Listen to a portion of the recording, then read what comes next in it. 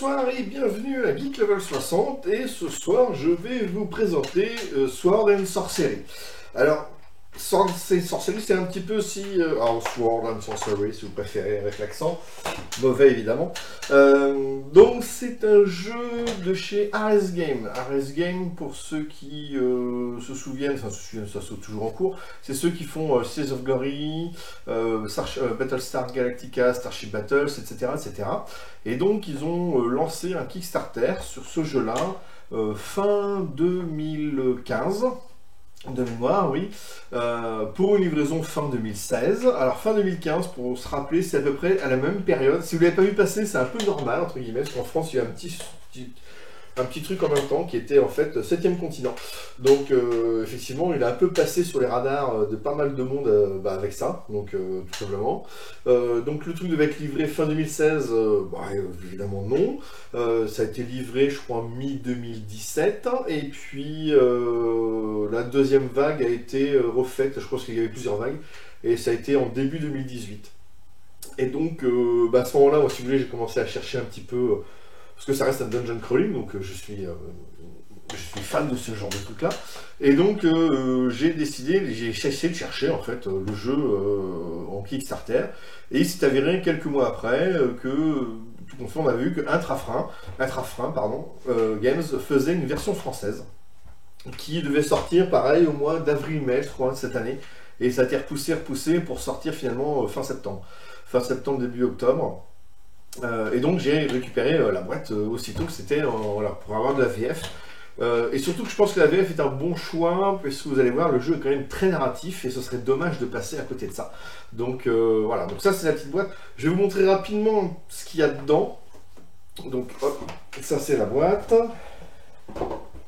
J'ai tout préparé parce que le plateau demande un peu de préparation. Parce qu'après je vais vous faire l'explication. Donc vous avez une boîte avec un thermoformage, alors c'est bien hein, les petits thermoformages comme ça, sauf que voilà, vous avez l'emplacement pile poil pour les cartes et pas autre chose. Là c'est pareil, on met ce type de carte là, là encore on va mettre un autre type de carte, sauf qu'après vous avez les passes au-dessus qui sont pile poil dessus, et une fois que c'est dépunché, vous n'avez plus qu'à vous amuser à faire un Tetris-like pour essayer de tout ranger à peu près convenablement. Et encore, vous mettez les pions en vrac, et puis vu la quantité de pions, voilà, alors, par exemple c'est tous les pions que j'ai dû mettre dans une petite boîte à côté. Donc j'ai plus qu'à trafiquer, en fait, je vais virer le thermoformage, et puis je vais trafiquer autre chose. Même chose pour les cartes, vous pouvez le voir ici, alors là j'ai mes petits présentoirs. D'ailleurs la version KS offrait en fait un petit présentoir, alors pas du tout comme ça, mais il y avait que 4-5. Moi j'ai mes petits présentoirs que je me suis fait imprimer avec mon imprimante 3D tout simplement, et c'est bien pratique pour ce genre de jeu qui demande quand même pas mal de matériel. Vous avez aussi des figurines. Bon, voilà, figurines, je les montrerai tout à l'heure parce que je vais faire l'explication juste après. Juste pour information, alors figurines déjà, je les ai reçues un peu tordues dans tous les sens. J'ai quelqu'un de connaissance qui en a même reçu des cassés.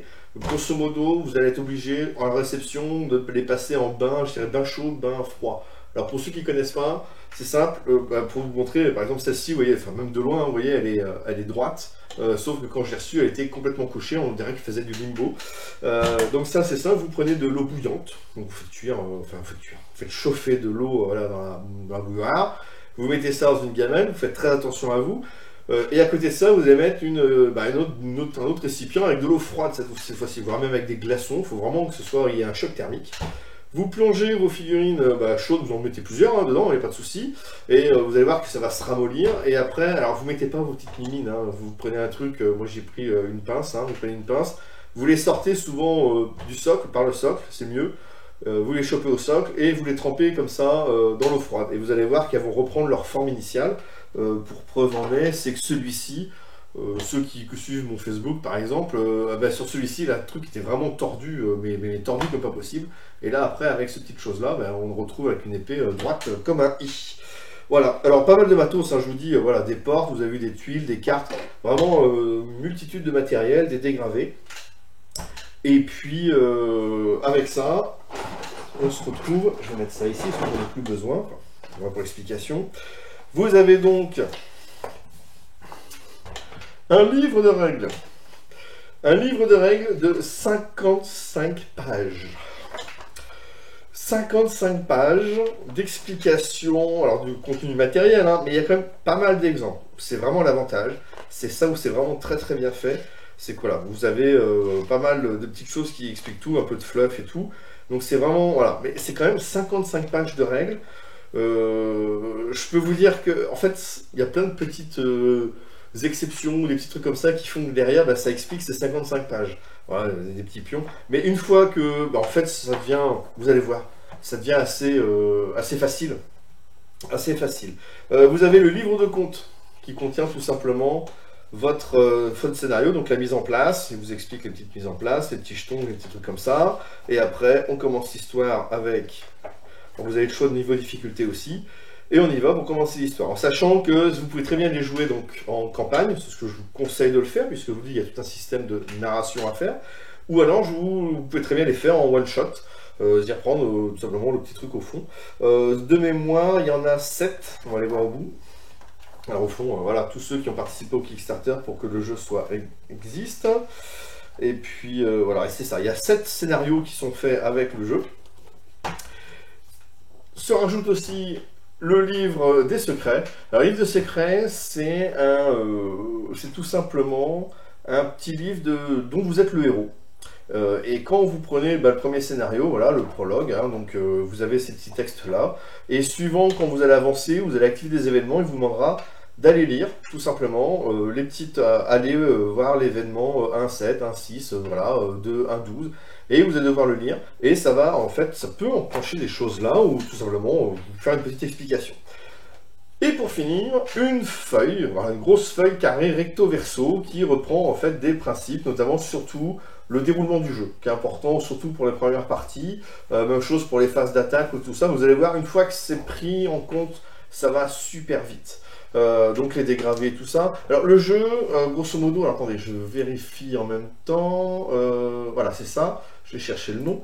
Donc le jeu, si vous voulez, à la base, il ressemble beaucoup au Galaxy Defender qu'ils avaient sorti un peu plus tôt, et qui est une version SF.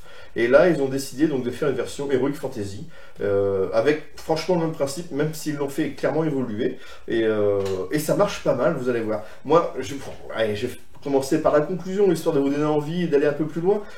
C'est un bon mix, en fait, entre Descent, donc le jeu de FFG Edge, et Gloomhaven, celui qui a l'année dernière a sorti, et d'ailleurs qui va sortir en VF aussi, Gloomhaven.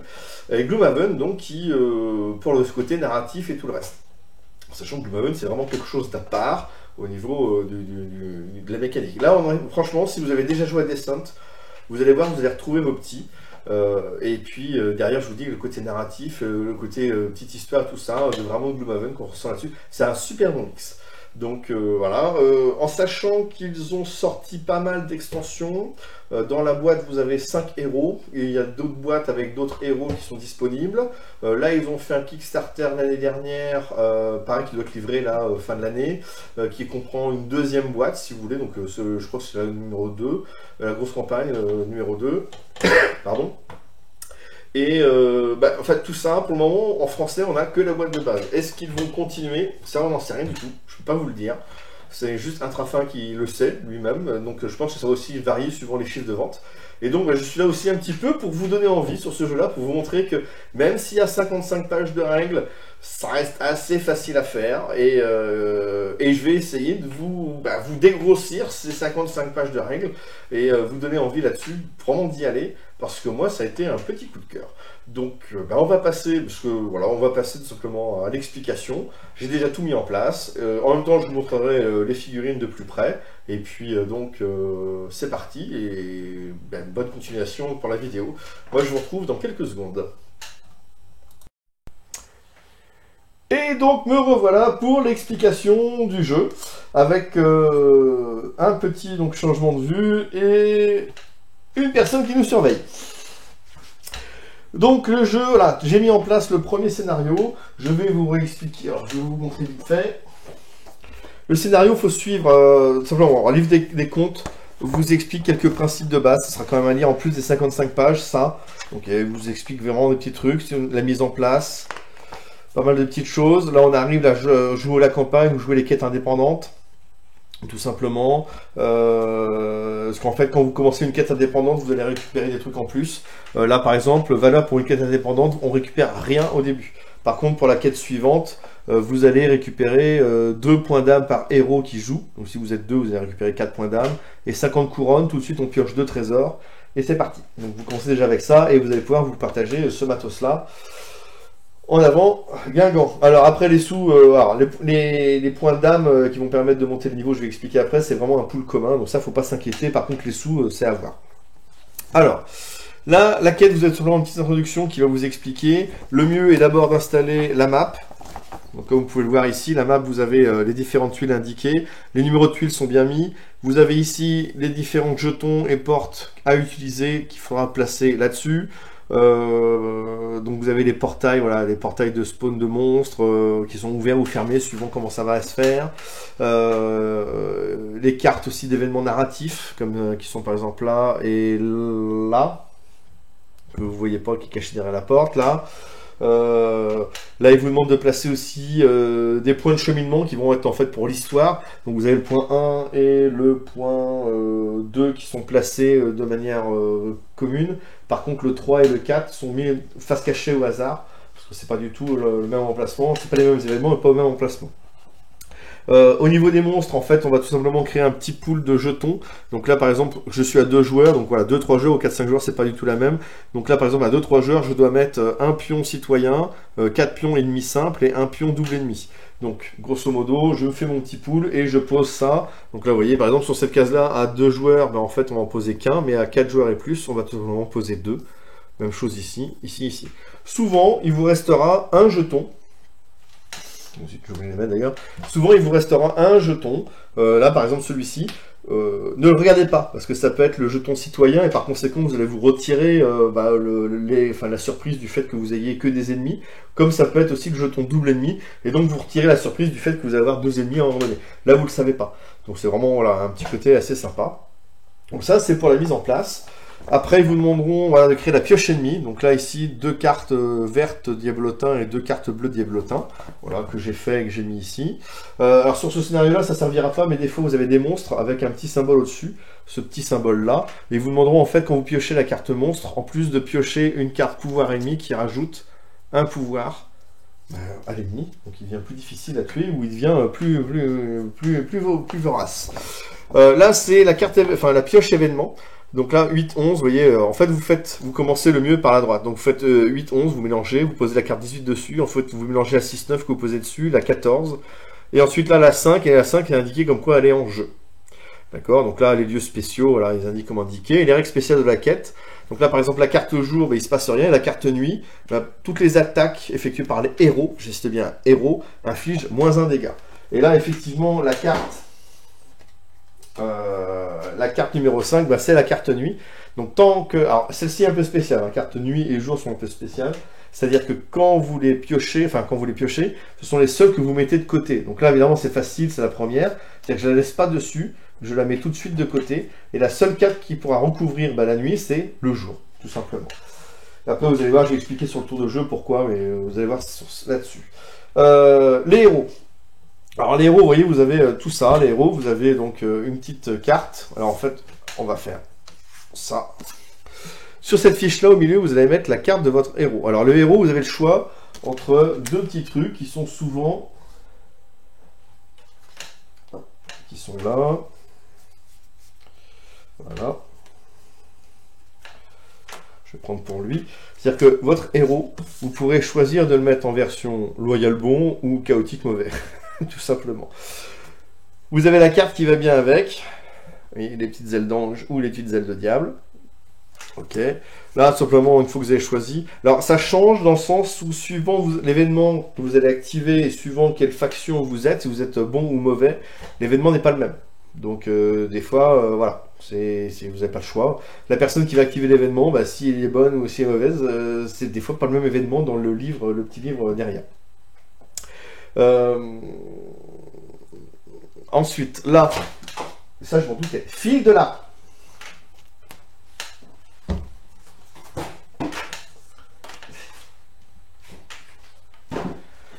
Ne pas inviter les chats. Alors, de toute façon, ils sont là que... Bon, je vais pas refaire le sketch, c'est nul. Pour le boss, en fait, votre héros, vous voyez, il a ce symbole-là. Donc ça, c'est le nom, ça, c'est son symbole ici. Donc ça, c'est grosso modo, ça va être pour l'équipement. Parce qu'au début, vous pouvez prendre plusieurs cartes d'équipement. Et donc, il faut absolument que j'ai ce symbole-là pour prendre l'équipement. Si j'ai pas le symbole, je n'ai pas accès à cet équipement-là. D'accord? Il n'y a qu'un cas spécial qui est celui-ci. Vous voyez ce symbole-là, la petite étoile là, qui est dit comme quoi l'équipement est disponible pour tous. Et là, par exemple, ce couteau est disponible pour tous, sauf ceux qui possèdent ce symbole-là. Voilà, ça c'est un petit cas spécial. Ensuite, en dessous, vous avez le pouvoir du personnage. Je ne vais pas vous le dire. Hein, là, grosso modo, il provoque. Hein, donc, c'est lui qui prend il est préféré c'est lui qui comprend pour cible. De toute façon, c'est un palouf. Hein, donc, il est là pour tanker. Tout en bas, vous avez ici le nombre d'objets maximum que vous pouvez mettre dans votre besace. Ensuite, le dé de sauvegarde, parce que des fois, vous allez faire des sauvegardes. Et là, on lance toujours un dé bleu, et c'est tout simplement le résultat que vous devez obtenir. Donc là, ici, des étoiles. Et en fait, en bas à droite, le nombre de points de mouvement que possède votre héros. Donc là, par exemple, ici, maintenant, je vais placer donc ici mon armure. Voilà. Là, je vais mettre ici, alors oui, en haut, pardon. En haut, vous mettez ici votre arme principale, votre arme secondaire ou bouclier. Et des fois, vous avez des armes qui permettent, en fait, qui sont doubles, des armes à deux mains. Et comme là à côté, le bâton, c'est une arme à deux mains. C'est pas le même symbole, comme vous pouvez le voir. Voilà. Ça, c'est arme principale, arme à deux mains. Et là, une arme secondaire. Pardon. Donc là, vous vous équipez de ça. Ça, je vais expliquer au niveau des attaques et des défenses. D'accord? Ensuite, vous avez votre petit cadran, justement, qui va vous indiquer. Vous voyez, on commence niveau 1, mais vous allez pouvoir passer niveau 2, 3, 4, etc. au fur et à mesure. Ce jeu se joue vraiment en campagne. Ici, donc, vous allez avoir l'information, le 6, là, information du nombre de... Comment dire? Le nombre de PV. En dessous, le nombre d'attaques. Ici, en haut à droite, le nombre de sorts que vous possédez. Et en bas, le nombre d'actions spéciales. Les actions spéciales, vous allez pouvoir faire plusieurs choses avec. Je vais les répéter après. Là, le nombre de sorts, tout simplement, dans le petit deck que vous avez, donc qui est fourni avec le personnage, vous allez pouvoir choisir un sort. Attention cependant, certains sorts, comme vous voyez par exemple, la frappe de la rose, est tout simplement un sort réservé au personnage bon, alors que le souffle cruel est un sort réservé au personnage mauvais. Donc si vous avez pris le personnage bon, vous ne pourrez jamais vous équiper de ce sort-là. Pour les sorts, c'est simple aussi. Par exemple, bon, vous allez en récupérer au fur et à mesure, hein, mais là c'est les niveaux auxquels vous pouvez les utiliser.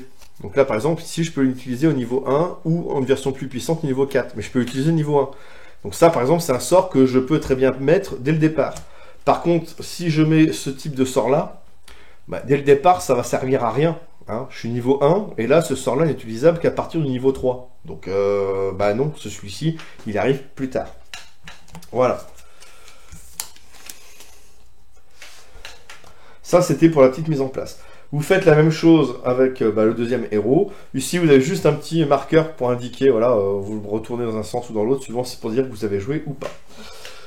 Voilà, le matériel, donc j'ai fait ma petite pioche de monstres, les petits dés, les petites cartes de monstres aussi, j'expliquerai ça au fur et à mesure qu'on avance. Et puis, voilà. Donc, je vais pouvoir vous réexpliquer un peu le tour de jeu. Donc, la première phase, c'est la phase de préparation.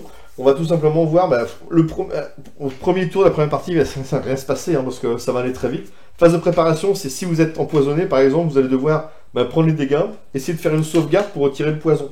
Donc si vous n'êtes pas empoisonné, ce qui est le cas, alors il n'y a rien, cette étape-là, ça part très très vite. Ensuite, je vais expliquer les sorts après, mais grosso modo, c'est là où on va réactiver les sorts. Donc au début, si je vais vous l'expliquer maintenant.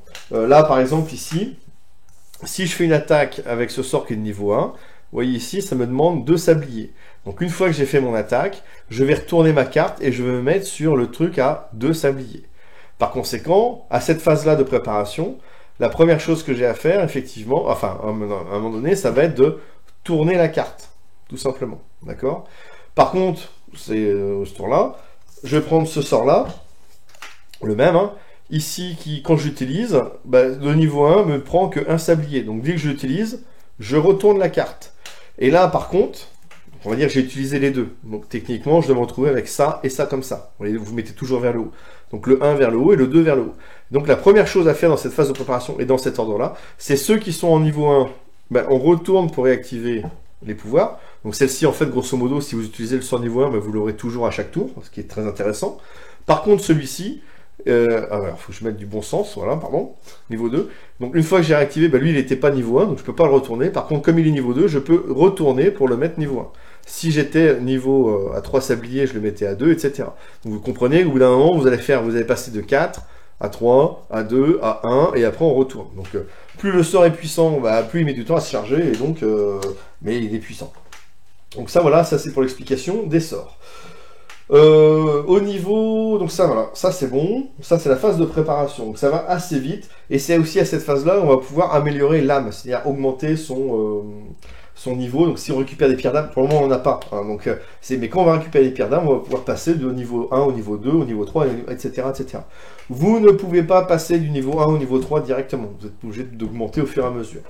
Pour passer au niveau 2, c'est simple, bah, vous faites le niveau fois le niveau. C'est-à-dire que si je suis au niveau 1, je passe au niveau 2, c'est 2 fois 2, donc il me faut 4 pierres d'âme. Si du niveau 2, je passe au niveau 3, bah, c'est 3 fois 3, donc 9 pierres d'âme, etc., etc. L'autre restriction qu'il y a, c'est que un héros ne peut pas passer... en fait, vous êtes obligé de monter tous de manière... Enfin, ensemble. C'est-à-dire que si, on va dire, j'ai un niveau, un monstre... Enfin, j'ai un héros, pardon, j'ai 2 héros de niveau 2, et un héros de niveau 1. Je ne peux pas passer en niveau 3 un de mes héros niveau 2, tant que l'autre est toujours niveau 1. C'est-à-dire que le prochain qui monte de niveau, c'est obligatoirement celui qui est niveau 1. Il n'y a pas d'autre choix. Et lui, une fois qu'il est passé niveau 2, bah, les autres pourront monter niveau 3. Mais on ne laisse pas à la traîne, c'est pour éviter qu'il y en ait un qui soit niveau 4 et que les autres soient niveau 1, c'est 2, enfin, pas pour un monte très très vite et soit une brutasse finie et que les autres crèvent derrière, et voilà. Donc c'est histoire de faire monter en niveau tout le monde. Donc ça, c'est un petit peu les petits points. Donc là, voilà. Ça, c'est la phase de préparation. Ensuite, on va faire la phase de combat. Et enfin, cette phase de combat, on va avoir la même phase de combat pour chaque héros. Donc là, on va faire un tour de héros, un tour d'ennemi. Un tour de héros, un tour d'ennemi. On n'est que 2 héros, mais on aurait pu, si j'en étais 3 à 4, c'était tour de héros, tour d'ennemi, jusqu'à temps que tous les joueurs aient joué. Et une fois que tous les joueurs aient joué, on met fin à cette phase de combat et on va attaquer la phase d'événement. La phase d'événement, c'est ça, effectivement, cette petite carte de pioche. C'est que s'il y a une carte, là comme là, qui est face cachée, on va retourner la carte et on va appliquer l'effet. Donc comme ça, et on applique l'effet. Si la carte, par contre, était comme ça, face ouverte, je prenais la carte et je la défaussais. Ce qui fait qu'on va retourner grosso modo une carte événement tous les 2 tours. La seule carte, je vous dis que quand on la retourne et qu'on la met de côté, c'est la carte nuit et jour. Et en fait, là, dedans, il y a la carte jour qui va arriver à un moment donné. Je vais la superposer sur la carte nuit. Et à ce moment-là, comme vous avez pu lire les petits commentaires, enfin comme j'ai pu vous montrer dans le truc, c'est que là, tant qu'il fait nuit, les héros infligent -1 dégâts. Alors, au niveau des actions possibles, c'est simple. Vous n'avez pas 36 trucs, vous allez pouvoir faire vos actions de combat. Là, il n'y en a qu'une, hein, parce que voilà, vous avez beau monter, il fera toujours qu'une action de combat, mais il me semble que comme il y a des héros supplémentaires qui doivent avoir 2 actions de combat ou des trucs comme ça, où ça va être faisable. Hein. Donc c'est pour ça. Là, vous allez faire votre action de combat. Vous pourrez faire aussi votre action de mouvement, donc de 3, et vous avez aussi vos actions spéciales.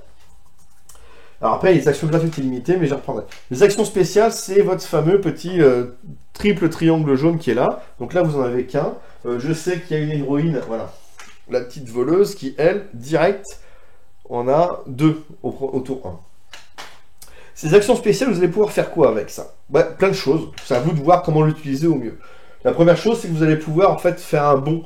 Donc ça va vous permettre de soit vous relever d'un KO, parce que vous utilisez un point de mouvement, soit rajouter un point de mouvement à votre déplacement.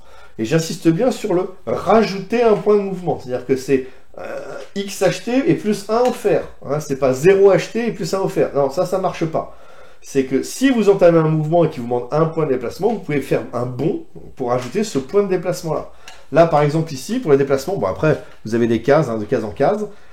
Tout simplement, vous avez tout simplement ici, par exemple, c'est il me faut 1, il me faut 1. Par contre, là, c'est une case difficile, il me faut 2. Donc lui, il a 3 points de déplacement, il va faire 1, 2, mais il ne peut pas aller là parce qu'il lui faudrait 3 et 4. Donc il peut utiliser son action spéciale pour faire bondir et donc avoir son 4e point qui lui permet donc d'aller ici. D'accord ? Ça, c'est pour le déplacement. Donc ça, c'est l'action spéciale là, qui permet de faire un bond, je dis, soit se relever d'un KO, soit rajouter plus 1 à son quota de déplacement. On peut aussi ajuster, ça c'est lors d'une attaque, ce qui permet de rajouter un dégât à l'attaque qui va être mise. On a aussi, alors, provoquer un maître ennemi, ça c'est pour les big boss. Grosso modo, ça change l'ordre de préférence de taper les boss, enfin les personnages. En action spéciale, c'est forcer un verrou. Alors, forcer un verrou, en fait, les portes, vous avez deux types de portes. Pardon. Évidemment, vous avez...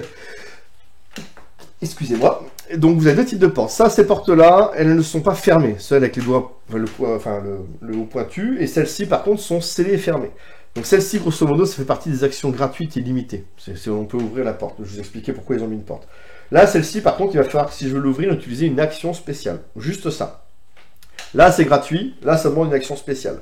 Mais dans les deux cas, vous allez devoir, de toute façon, piocher une carte piège. Donc, voilà. C'est juste pour ça que là, ils ont mis une porte. C'est que vous allez devoir vous prendre un piège dans la face directe. Voilà. Là, c'est pareil. J'ai un petit coffre ici. Même chose. Il me faut une action spéciale pour ouvrir le coffre. Je vais piocher une carte piège. Et à partir de là, je vais retourner le coffre et voir le contenu. Et vous avez plusieurs cartes coffres. Donc là, j'ai mis au hasard, sans regarder. D'ailleurs, là-dessus, la petite voleuse est toujours super sympa aussi. Fait partie des personnages que j'aime bien en 3ème place. Parce que elle, quand vous ouvrez les portes ou les coffres, vous piochez deux cartes pièges, vous choisissez laquelle vous prenez, quoi. D'accord. Ça, c'est bon. Là, c'est les cartes pièges, ça, c'est pour ça. Ensuite, on peut... Alors, si on n'est pas engagé... Alors, et ça, c'est si on n'est pas engagé, s'il n'y a pas d'ennemis dans la zone, hein. Attention. Après, effectivement, on peut aussi réorganiser son équipement. Parce que si j'ai une arme à deux mains qui va être plus forte pour tel ou tel type de monstre, je peux, pour une action spéciale, changer mes armes. On peut aussi s'échanger des objets avec des amis sur la même case. Ou fouiller. Donc fouiller, c'est ce genre de petit pion-là qui est là. Là, c'est pareil. Donc je prends mon action spéciale, je retourne le jeton, je vais lancer un dé. Bon, là, je vais le faire, hein, par exemple. Je lance un dé, et suivant le symbole obtenu, je vais piocher donc un éclair, je vais piocher une carte trésor, et une étoile, je vais piocher une petite bourse. Dans le choix des petits pions. Les pions, pour vous montrer, je vous ai montré au début, mais il y en a vraiment plein de toutes sortes, voire certains qui sont juste là pour vous rappeler que vous avez des bonus ou des trucs comme ça. Voilà. Là, par exemple, ça c'est pour les dégâts, là, des fois, c'est pour les trucs magiques, là, vous voyez, c'est pour se souvenir qu'on a moins un dégât, là, c'est plus un dégât, etc., etc. Vous avez vraiment des pions. Là, par exemple, le moins un dégât, je pourrais le mettre sur la carte nuit, parce que je sais que, là, ils expliquent que tant que c'est nuit, c'est moins un dégât. Donc là, par exemple, je mets ça ici bien en vue de tout le monde, ce qui fait que tout le monde se souvient que là, à cause de la nuit, on a moins un dégât. Ça, c'est bon.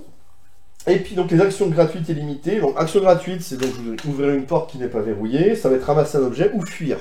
Alors, fuir, c'est simple, hein, vous êtes sur une case où vous avez plein d'ennemis, et vous avez décidé de fuir. Le seul problème qu'il y a, donc c'est faisable, mais vous allez vous prendre une attaque d'opportunité pour chaque ennemi présent sur la tuile. Ce qui fait que vous pouvez tout simplement mourir. Bon. Donc à faire, si vous n'avez qu'un, mais si vous en avez plusieurs, voilà. Hein. Quand ils sont tout seuls, ça va, c'est quand ils sont plusieurs que ça va pas.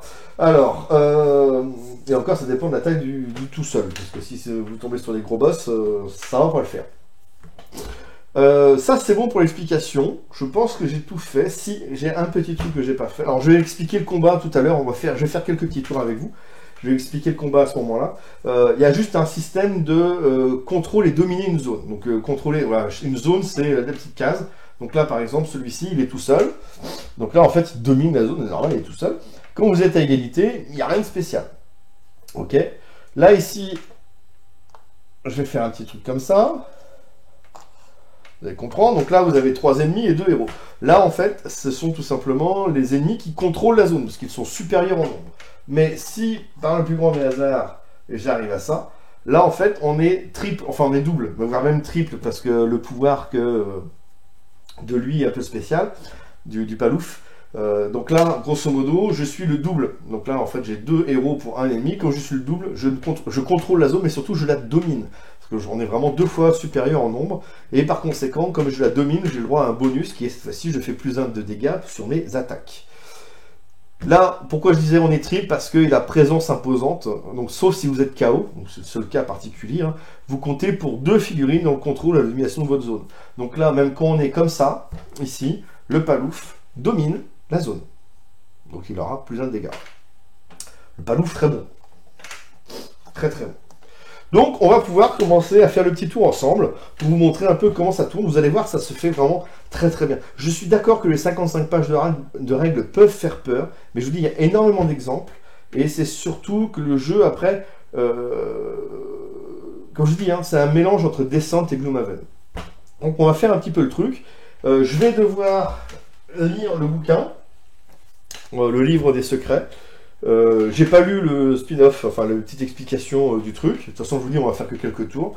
J'ai marqué spoil en bas, au cas où, quand je vais devoir commencer à lire comment dire, quand je vais devoir commencer à lire le petit livre. Donc pour ceux qui ne veulent pas en fait écouter ça, vous avez tout simplement qu'à couper le son, et puis après je marquerai fin du spoil, et de là vous pourrez réactiver le son pour réécouter la suite des explications. Donc on va commencer par la petite demoiselle qui va tout simplement faire, allez, premier mouvement 1, et comme je suis en 1-1, ici, le livre, alors, on va le faire tout de suite, hein, le livre des contes me demande sur ce scénario-là, vous voyez, vous prenez ça, le livre des contes me demande tout simplement, si je suis sur le point de cheminement 1, ce qui est le cas, de lire le format, enfin le petit texte 1-3. Alors je vous mets pas le livre, voilà, j'ouvre le livre, mais je vous mets pas ça sous le nez, pour pas vous faire... Ah, 1-3. Attention, spoil. Point de cheminement 1, vous dénichez les vieilles armes à proximité de l'hôtel. Une fois par quête, chaque héros se déplaçant sur ce point de cheminement peut dépenser une action pour piocher et équiper jusqu'à 3 cartes équipement de son choix du paquet planque. Voilà. Fin du spoil. Donc merci pour ceux qui ont coupé le son, merci d'être revenus. Donc à partir de là, voilà, donc en fait, ce premier scénario-là, normalement, bon là j'avais déjà fait, hein, c'était pour la mise en place, mais ce scénario-là est vraiment l'histoire de comment les héros reviennent, pourquoi et tout ça. Donc c'est vraiment super bien fait, je vous dis, c'est vraiment ce côté narratif qui est vraiment très intéressant. Donc là j'ai fait 1 point de mouvement, 2 points de mouvement, je vais utiliser une action gratuite et illimitée pour ouvrir la porte, sauf qu'il faut que je pioche une carte piège, et coup de chance, aucun effet. Donc je la mets là, et la porte est ouverte, et j'utilise mon 3e point de mouvement pour venir ici. À partir de là, je vais piocher. Alors, pourquoi je pioche? Parce que je suis en ligne de vue du monstre, et donc tout de suite, je retourne la pioche qui me montre que c'est un seul monstre. Donc, je le mets ici, je pioche une carte ennemie. La carte ennemie va au joueur actif. Alors, si par exemple vous devez piocher 2 ennemis et que c'est 2 bleus, vous mettez les 2 bleus au même gars. Si c'était un bleu, un vert, vous mettez un bleu à ce gars-là et le vert au joueur suivant. C'est juste pour pas qu'on ait les mêmes monstres à gérer, enfin pour qu'on ait tous les mêmes monstres à gérer ou les mêmes groupes. Ça permet de fluidifier un peu le jeu. Donc là, on met le monstre et c'est un petit diablotin bleu qui apparaît. Alors là, voilà, diablotin bleu. Lui, alors, déjà ici, vous voyez en haut à gauche, il indique qu'est-ce qu'il va taper. Donc là, entre les dents, tout simplement, il va tout simplement préférer ceux qui sont les plus riches. Donc pour le moment, il n'y a pas de plus riches, mais dans le cas où il a le choix entre 2 monstres, enfin 2 ennemis équidistants, il va choisir celui qui est le plus riche. Ensuite, en dessous, on voit qu'en défense, s'il y a une arme qui est tranchante, bah, ça fait moins 1 dégât. Voilà. Là, il a 4 PV, et celui-ci permet de rapporter une gemme. Donc on met ça ici. Ça j'expliquerai, ce sera dans le tour des tour des monstres, hein. Donc pour le moment on est là-dessus, donc on voit le monstre. Donc je vais l'attaquer, parce que j'ai juste fait mon action de mouvement. Il me reste encore mon action spéciale et mon action d'attaque. Mon action spéciale, tiens, je vais faire un ajusté. Ajusté, comme je vous rappelle, ça permet de faire plus 1 dégât. Ce qui fait que ça va me permettre de retirer le moins 1 dégât de la nuit. Donc là déjà, on annule ça. Après, alors soit j'attaque avec mon bâton, sauf que le bâton, il faut être dans la case, ce qui n'est pas le cas. Je ne suis pas à distance. Donc par contre, je peux taper avec mon sort. Manipulation des glaces, qui est un sort d'attaque, comme on peut le voir ici. De base, je fais 2 dégâts et je lance un dé rouge. Ensuite, je vais prendre le feu dans les voies qui me rajoute 3 dés bleus. Par contre, je vais avoir 2 temps de rechargement. En bas, c'est les pouvoirs. Si j'ai un éclair, je vais pouvoir retirer 2 d'armure, mais le monstre ne possède pas d'armure, donc ça sert à rien. Si je fais 2 étoiles sur mon jet de dés, je vais pouvoir faire étourdi. Alors, mon petit personnage me permet, par exemple, avant de réaliser un jet d'attaque ou de défense, je peux choisir de lancer un dé de moins pour obtenir, en fait, une étoile supplémentaire. Donc je lance un dé de moins, mais j'assure une étoile. Mais là, ça n'empêche qu'il faudrait quand même que je donne une 2e étoile. Vu ma chance au dé, on va oublier. Donc je lance un dé rouge et 3 dés bleus. Mon arme, je rappelle, elle est contondante, c'est pas tranchante, donc il n'y a pas le moins 1 qui s'applique. J'ai ajusté J'ai ajusté mon tir, ce qui me permet d'avoir +1, mais la nuit me retire -1. Donc pour le moment, je suis à 0. Et là, je peux tout simplement... Donc là, j'ai une touche avec une étoile, une autre touche avec une étoile, et une défense. Donc là, en fait, je fais 2 touches au monstre, et j'ai 2 éclairs. Sauf que les 2 éclairs, ben, comme je vous dis, je vais en utiliser qu'un. Ça retire -2 d'armure, mais ça n'a aucun intérêt. Par contre, je vais pouvoir utiliser ma robe des arcanes, qui a un pouvoir, et une fois par manche, donc là je suis dans la manche, je peux relancer des attaques ou de défense, donc je vais relancer mon dé rouge, pour espérer faire autre chose. Et ben non, je fais la même. Loser un jour, loser toujours. Et donc, je fais donc 2 dégâts, avec les dés, plus 2 dégâts avec, de base, manipulation des glaces. Je fais donc bien 4 de dégâts, le personnage est one-shooté. Voilà, c'est simple. Et je mets bien ma carte ici, pour que le 2 soit vers le haut, afin de penser à la fin, au début du tour prochain, à le tourner. Donc là, il est mort, et à partir de là, je vais tout simplement utiliser, on gagne un point, un jet d'âme dans la, comment dire, dans la réserve. Alors, on va dire qu'il n'est pas mort. C'est pour l'exemple après. On va dire qu'il n'est pas mort, j'ai juste réussi à lui faire 3 de dégâts. Voilà, parce que j'étais un peu plus nul au dé que ça. Et donc, il reste en vie. Là, j'ai fini tout. J'ai fait j'ai fait mouvement, j'ai fait mon action spéciale, j'ai fait mon action de combat. Action gratuite limitée de faire tomber quelque chose, aucun intérêt. Ouvrir une porte, je l'ai faite aussi. Il n'y en a pas d'autre à ouvrir. Donc là, c'est la fin de mon tour. Et donc, ça va attaquer le tour des ennemis, tout simplement. Le tour des ennemis, donc c'est là qu'on va prendre cette carte-là. Voilà, je sais, il est mort, mais on va faire semblant que... On va faire donc le tour des ennemis. Et à partir de là, on va voir comment ça fonctionne. Donc là, comme je vous ai dit, ici, il va tout simplement attaquer d'abord ceux qui sont les plus riches. Bon, voilà, il n'y a pas le choix, c'est moi qui vais attaquer. Si j'étais dans la même case que lui, le 0, c'était une attaque avec griffe, ce qui n'est pas le cas. Donc là, comme je suis à distance 1, 2, 3, il va se déplacer vers moi pour m'engager et va attaquer avec griffe. Si c'était 4, en fait, il attaquait avec 2 fois avec pierre, donc il me lançait des trucs à la figure, et après, il venait me voir. Et 4, en fait, il se déplaçait vers l'ennemi le plus proche. Là, c'est pareil, vous avez des pouvoirs supplémentaires qui sont en attaque. Voleur, donc si une attaque avec griffe inflige des dégâts, défausser une pièce au hasard de l'inventaire du héros ciblé et qu'il est vide dans la zone ciblée. Voilà. En fait, il perd quelque chose. Meute, si les ennemis contrôlent cette zone, bon là c'est pas le cas. Les attaques avec griffe infligent plus un dégât. Épine, si cet ennemi subit des dégâts, alors ça c'est en défense. Attaque tous les héros de sa zone avec 2 blessures. Alors, je l'ai pas fait, je le savais. Parce que j'attaque pas dans sa zone, si vous voulez. Donc j'attaque à distance, donc je reçois pas. Tout à l'heure, comme je l'ai infligé des blessures, il aurait dû me donner 2 d'attaque, mais c'était pas le cas. Et là, force d'Aminac, donc on active cet ennemi. Ça, c'est dans certains cas, on peut avoir ce petit symbole-là, et donc à partir de là, on va devoir l'activer.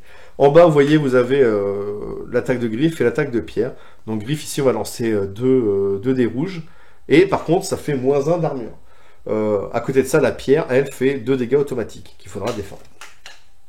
Donc là, dans mon cas ici, il va simplement se déplacer et va m'attaquer avec griffe.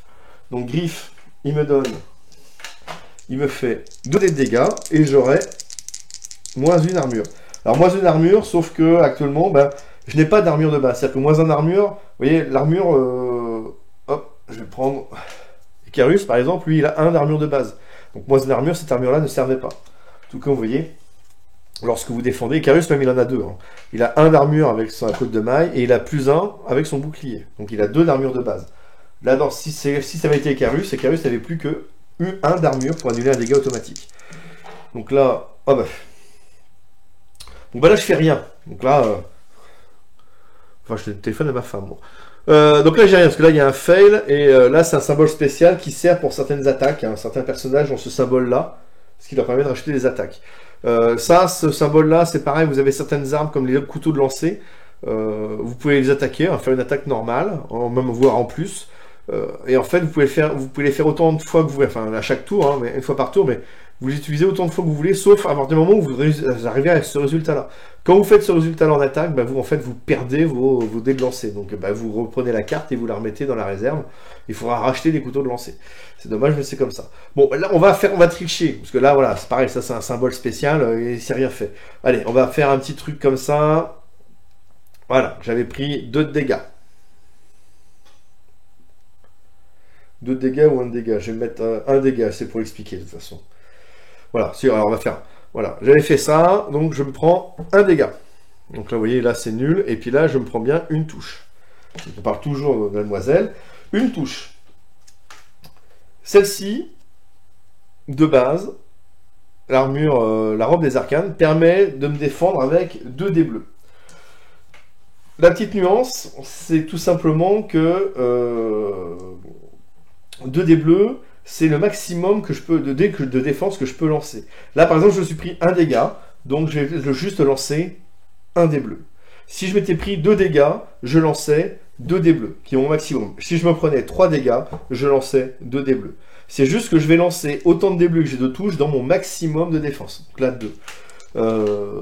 Icarus, avec sa côte de maille, par exemple, vous voyez tout à l'heure, il avait un de défense ici, un de bouclier. Donc là, même si l'attaque faisait -1 de défense automatique, donc il avait encore une défense. C'est-à-dire que là, le 1 dégât était absorbé par exemple, la défense du bouclier.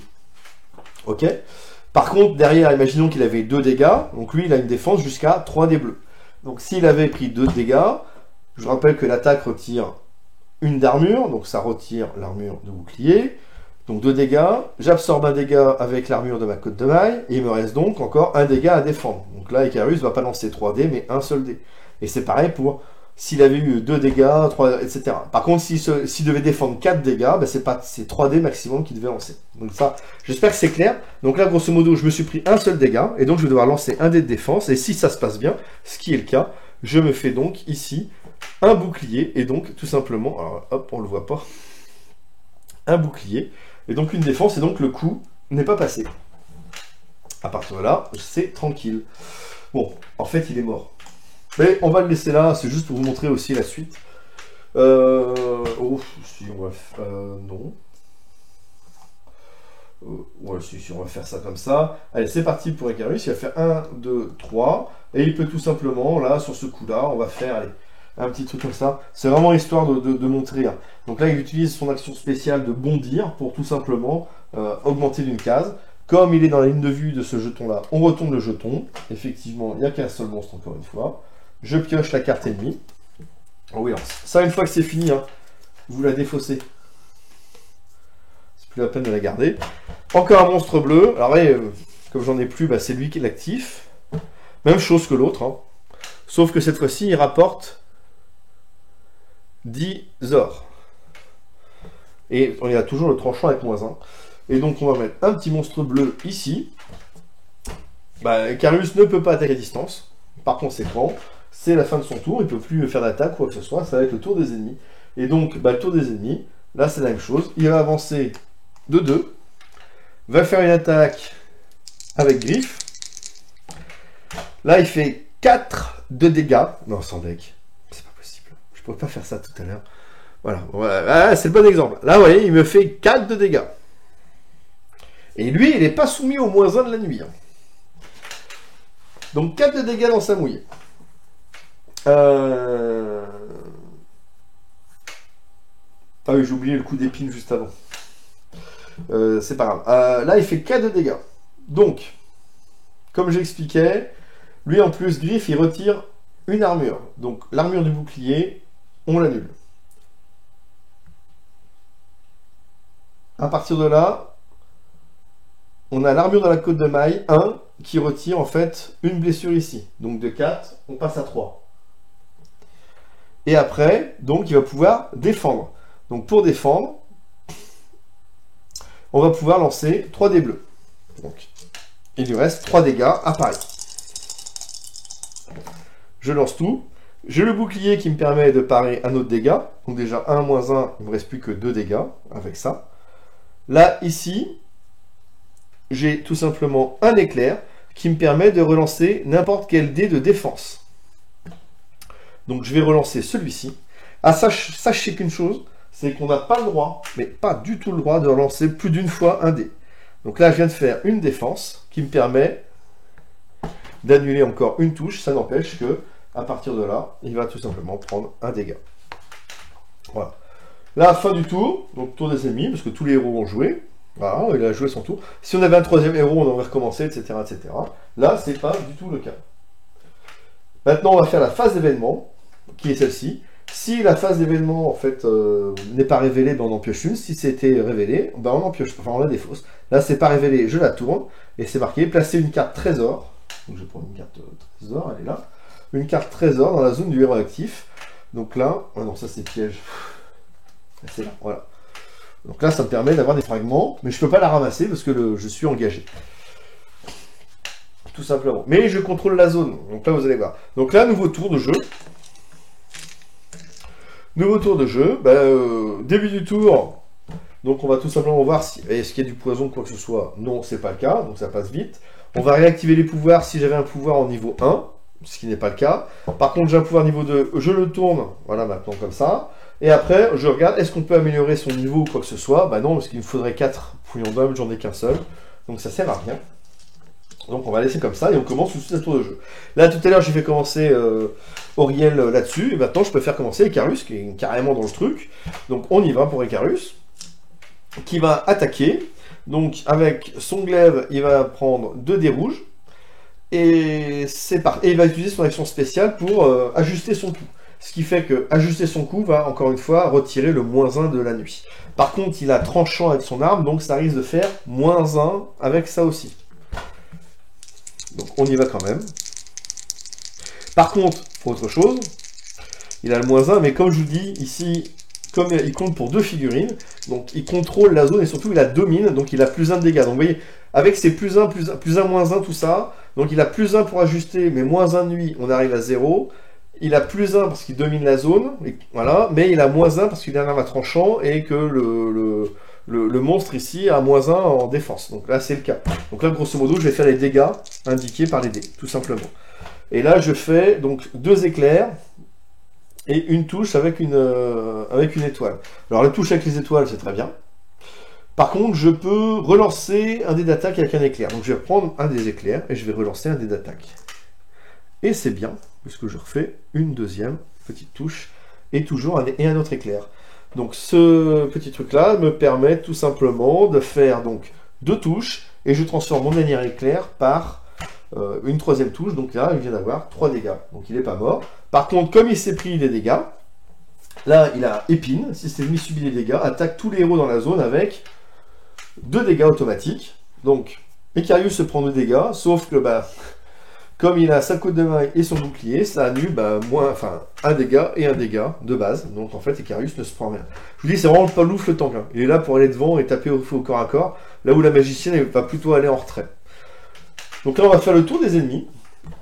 Donc là, le diablotin, il est à niveau 0 et il est encore en vie, donc il va attaquer avec griffe sur Icarus. Il va lancer donc 2 dés et -1 de dégâts. 2 dés, donc là, il fait 2 dégâts, 2 éclairs. Les éclairs n'amènent rien. Donc il fait 2 dégâts. Par contre, il retire la défense du bouclier. Il reste la défense de la côte de maille. On retire un dégât. Et donc il va devoir lancer un dé.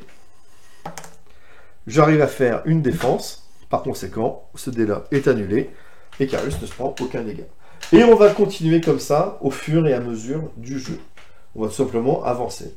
Au bout d'un moment, vous avez des points de spawn qui sont ici. C'est-à-dire que quand on va vous dire de spawner, en fait, tous les types de monstres qui vont venir, ça va être à venir sur ces trucs-là.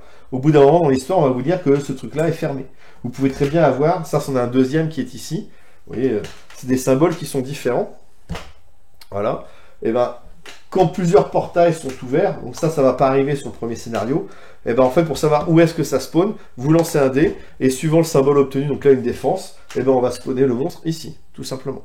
Là c'est pareil, donc là quand j'arriverai ici, on va retourner les 2 pions, des monstres vont arriver, quand je vais arriver ici, ça va être l'événement, là c'était l'événement numéro 4, voilà, que je découvre avec vous, je vais regarder dans le livre des secrets, je vais tout simplement avoir une explication du texte, il va me dire voilà ce qui va se passer, patati patata, et je vais continuer. Quand j'arrive ici, pareil, événement narratif, je prends le livre des secrets, je vais lire l'histoire. Au fur et à mesure, on va avancer comme ça, et il va y avoir, alors, clairement, il y a des fois des éléments qui vont arriver, qui vont vous dire, vous popez tel type de monstre. Là, pour le moment, vous voyez, dans le truc de base, on n'a que 2 verts et 2 bleus. Mais vous allez pouvoir avoir un diablotin rouge qui arrive, des brigands ou des trucs comme ça. Des monstres, vraiment, qui vont se rajouter de base dans le truc. Voilà. Après, certains vont vous dire ça. Là-dessus, après, c'est à vous d'aller là-dedans. Je sais pas, dévoiler le scénario, hein, parce que bon, après, c'est un scénario d'intro. Le scénario d'intro, grosso modo, vous avez pour 1 heure et demie de jeu, si vous jouez assez vite. Mais ça reste un bon petit jeu et c'est vraiment super sympa. Là-dessus, la fiche est relativement bien faite. Il manquerait quelques petits rappels. Mais grosso modo, je me suis tapé la grosse lecture de règles. J'ai fini par faire une partie avec mon Nico pour épurer tout le truc. J'ai relu en diagonale rapide les règles et pour me percevoir qu'on avait fait des fautes de règles, mais ça c'est sur n'importe quel jeu. Et de là, on a rejoué une autre fois, cette fois-ci à 4. Et ça s'est beaucoup mieux passé. Il restait peut-être 1 ou 2 cas spéciaux à couper, mais enfin c'était... Voilà, mais c'est comme tout jeu, il faut au moins une partie d'essai. Ah, par contre, c'est celui qui se tape les 55 pages de règles. Bon là, j'espère que, en vous ayant expliqué ça, je vous dis, vous avez le plus gros qui est parti. Hein. Franchement, en voyant ça, vous allez lire les règles, après derrière, vous allez dire, ah oui, c'est vrai, il a fait ça ou quoi que ce soit. Normalement, ça devrait aller vite, vous allez voir. Mais je vous conseille de toute façon toujours... Ne faites pas confiance à ceux qui font des vidéos. Je peux faire des erreurs, on peut faire des erreurs, ça arrive. Je sais bien qu'on dit, bah non, t'es pas là pour faire des erreurs. Bah, malheureusement, les interprétations des règles, des fois, c'est comme ça. Et je peux moi oublier des petits détails en plus. Vous savez, à force, j'ai pas un script, hein, donc des fois, je peux peut-être oublier des petits trucs. Mais ça n'empêche que le jeu est vraiment très très bon. Et je vous conseille réellement... bon, après, c'est un billet de quoi 70, je crois, un truc comme ça.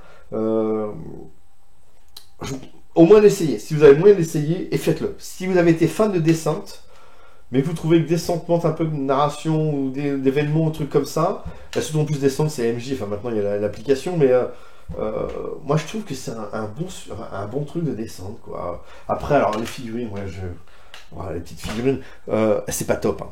Je vous dis franchement, par rapport à ce qu'on voit aujourd'hui, surtout que là elles sont toutes passées au bain, eau chaude, eau froide. Parce que lui, l'épée était complètement tordue. Hein. C'est l'épée, elle arrivait au niveau du bouclier, enfin c'était une catastrophe. Alors, pour ceux qui connaissent pas, le bain eau chaude, eau froide, c'est vous faites chauffer de l'eau avec une bouilloire, un truc comme ça, enfin dans une casserole, le truc bouillant, et vous mettez à côté de l'eau fraîche glacée, voilà, des glaçons, et vous trempez vos figurines à l'intérieur quelques minutes. Vous allez voir, elles vont devenir molles. Vous prenez une pince, vous y allez pas avec les mains dans l'eau bouillante, voilà, s'il vous plaît.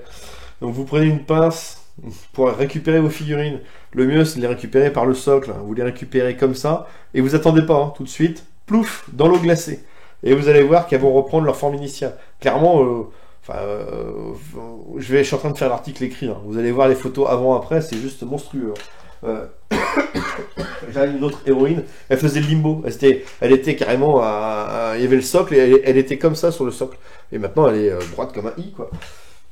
Au niveau des figurines, ouais, j'ai l'impression... je vais me sortir un peu dessus. Je dis pas... il y a des concepts intéressants. Hein. Moi, celui-ci, je l'adore. Hein. On dirait un truc Gear of War, Doom... Franchement, les figurines en soi sont sympas. C'est juste que le plastique, je sais pas. Est-ce que c'est la couleur qui fait ça ou quoi que ce soit? Ah, ça s'est déclipsé. Donc, est-ce que c'est la couleur qui fait ça ou quoi que ce soit? Je sais pas trop. Mais voilà. Je trouve, plus j'en ai eu 1 ou 2 qui m'ont dit que le plastique était un petit peu cassant. Donc voilà, j'ai l'impression de trouver les plastiques du jeu World of Warcraft de Edge de 2005. C'est pas, sans être péjoratif, hein, mais je dis par rapport à ce qui se fait, quand on voit ce que Cool Mini Hornet est capable de faire aujourd'hui, ou beaucoup d'autres jeux, sans parler de Cool Mini Hornet, hein, mais même Edge, hein, aujourd'hui, FFG, ils arrivent à faire des beaux trucs. Là, franchement, non, c'est pas un jeu pour de la belle figurine, hein, c'est moyen. Et les règles, voilà. Donc si vous cherchez un jeu facile d'accès, c'est pas du familial, hein. Je vous le dis tout de suite. Il faut au moins qu'il y en ait un motivé, hein, qui se tape les règles. Les figurines, les super figurines, c'est pas le cas non plus. Mais le jeu, enfin les règles sont super. Enfin moi je suis tombé amoureux. Je trouve que voilà. Là on est en train de finir Hellboy, là, difficilement, mais on est en train de finir Hellboy. Et je pense que d'ici que les différentes missions d'Hellboy soient finies, on va attaquer là-dessus, en campagne. Après, je vous dis, 7 scénarios, ça va aller assez vite. Parce que surtout qu'il y a 100 scénarios, je pense qu'on peut se les faire. Même celui-ci, on va se faire simplement le 1 et le 2 dans la foulée. Voilà. Même, je dis franchement, une bonne journée, si vous êtes vraiment ardu. Et tout ce que j'espère, effectivement, c'est que derrière, vraiment derrière, il y a quand même assez de ventes, parce que je vous dis, il existe quand même pas mal d'extensions ou d'extensions ou là une autre grosse boîte qui doit pas tarder à sortir, des boîtes de héros aussi, et j'espère vraiment que Intrafin va continuer la gamme, parce que le jeu le mérite. J'espère juste, faudrait voir avec RS Games s'ils peuvent pas changer leur plastique, quoi, parce que là c'est pas terrible. C'est pas terrible. Voilà, donc j'espère que je vous ai donné envie. Donc c'était Sword and Sorcery, qui est sorti donc là maintenant il y a 2 semaines, maintenant 2-3 semaines, dans toutes les bonnes boutiques de jeux. Franchement, c'est un petit bijou et c'est pour moi une alternative à Gloomhaven. Gloomhaven, je l'ai, hein, la boîte elle est énorme. Si vous êtes dans un petit appart et vous avez envie de faire un petit jeu, alors Gloomhaven c'est pas du tout pareil. Hein. Gloomhaven, vous êtes parti. Nous on a fait la campagne à Gloomhaven. On est parti, c'est 45-50 scénarios. On a mis plus d'1 an à le faire. On s'y est tenu. On s'y est tenu. Je suis pas sûr que dans la mouvance actuelle des jeux, ce soit le cas de tout le monde. Si vous voulez finir un jeu et que vous êtes un peu frivole et compagnie et que vous passez du coq à l'âne, je vous conseille plutôt de prendre ça. Ça vous coûtera moins cher qu'un Gloomhaven, ce sera aussi sympa au niveau des règles, et là vous êtes sûr et certain de finir une campagne de 7 scénarios. Là où Gloomhaven, je suis pas sûr que vous dépassiez les 10. Ce que je vous dis, hein, nous ça a été plus d'1 an de rencontres tous les mardis soirs pour finir la campagne. Alors après, il y a juste les vacances d'été où effectivement il y a eu des trous, mais ça c'est normal. Voilà, j'espère que ça vous a plu. En tout cas, merci de m'avoir suivi. Et puis, si vous avez des questions, n'hésitez pas, je tenterai d'y répondre. Je vous dis à la prochaine. Et je dis franchement, si vous avez moyen de l'essayer, n'hésitez surtout pas. Il est vraiment très très bon et le mérite complètement. Et j'espère juste une chose, c'est que la VF va continuer sur les autres volets. Parce que c'est vraiment quelque chose que j'ai vraiment envie de continuer une fois qu'on s'est lancé là-dedans. Voilà. Des bisous, merci à tous, et puis je vous dis à la prochaine. Ciao!